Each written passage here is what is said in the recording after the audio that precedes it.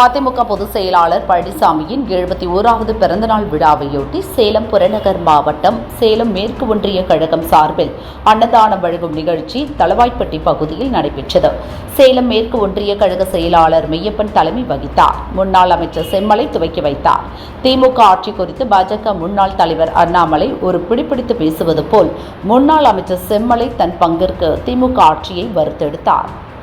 தேர்தல் நேரத்திலே கிட்டத்தட்ட 525 வாக்குறுதிகளை கொடுத்துவிட்டு மக்களை ஏமாற்றி பொய் சொல்லி ஆட்சிக்கு வந்த